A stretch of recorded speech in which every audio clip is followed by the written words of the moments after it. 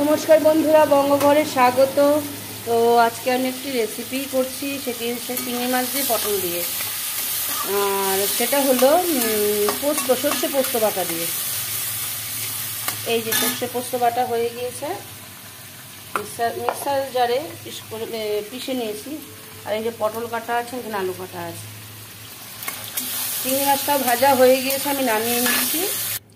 চিংড়িটা ভাজা হয়ে গেছে, ওই তেলের মধ্যে আর একটু তেল দেব। আর তেল দেব না, একবারে তেল দিয়ে দিলাম। তেলটা একটুখানি গরম হোক। আচ্ছা, তেলটা গরম হয়ে গেছে, আমি অর্ধেকটা শুকনো লঙ্কা দিলাম, কারণ গরম পড়ে গিয়েছে, শুকনো লঙ্কা বেশি খাওয়া ঠিক না। আর কালো জিরে ফোড়ন দিলাম। এবার আমি পটলগুলো আলুগুলো সব একসাথে করে ভেজে নেব। আমি এখানে 4-5টা কাঁচা লঙ্কা দিয়ে দিয়েছি। এবার আমি একটু হলুদ দিয়ে দেবো।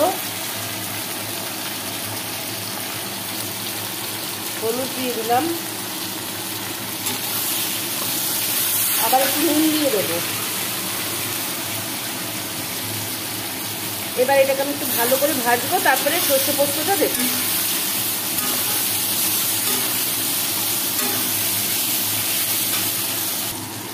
আচ্ছা, এটা সবজিগুলো সব ভাজা হয়ে গিয়েছে। আলু পটল আমি না, জানেন তো, এর মধ্যে না দুটো ঝিঙে ছিল, সেটাও দিয়ে দিয়েছি। পটলটা কম হয়ে যাবে বলে দিয়ে দিয়েছি, একটু বাড়বে, ভালোই লাগবে, খারাপ লাগবে না। পোস্ত বাটাটাও দিয়ে দিলাম, পোস্ত আর সাদা সর্ষে। চিনিটাও দিয়ে দিলাম। এবার আমি এটাকে রান্না করবো। পটল, ঝিঙে, আলু, চিংড়ি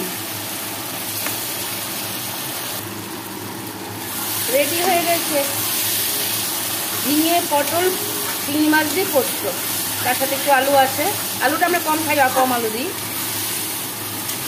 খুব সুন্দর, দারুণ দারুণ দারুণ গরম ভাতের সাথে এইভাবে একটু রান্না করে যারা ঝিঙে পটল পছন্দ করেন না, তারা চেটে পুটে খাবেন, এত সুন্দর। আর চিংড়ি মাছ তো যাতে দেওয়া হয় তাতেই ভালো লাগে, কিন্তু একদম আমি একটুখানি বাটি ধোয়া জলটা দিয়েছি, আপনাদেরকে সেটা দেখাইনি। অল্প একটু জল, মানে বাটি ধুয়ে যেটুকু হয়। আর একটুখানি মিষ্টি দিয়েছি, চিনি দিয়েছি। আপনারা চাইলে নাই দিতে পারেন, কোনো অসুবিধা নেই, যে চিনি খাবেন না। আচ্ছা, আমার রান্নাটা কিন্তু রেডি হয়ে গিয়েছে। দেখতে কেমন লাগছে দেখলে আপনার? সুন্দর লাগছে না? মনে হচ্ছে না এক্ষুনি ভাত নিয়ে বসে পড়ি। ঠিক আছে, এবার আমি এটা নামিয়ে নেব।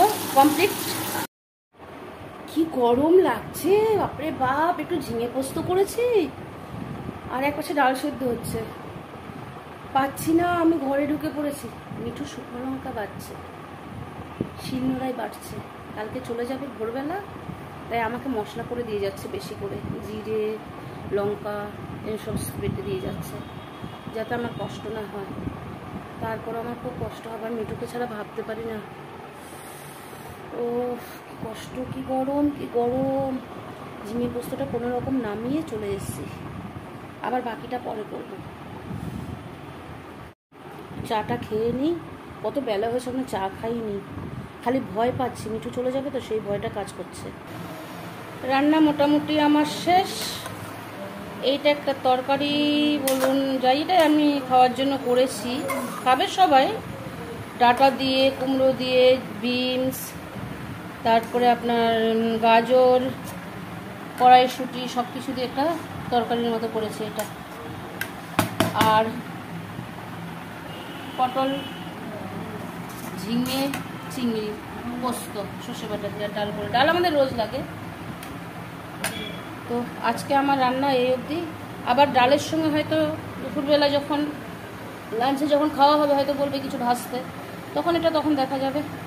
এখন এই অবধি, টাটা।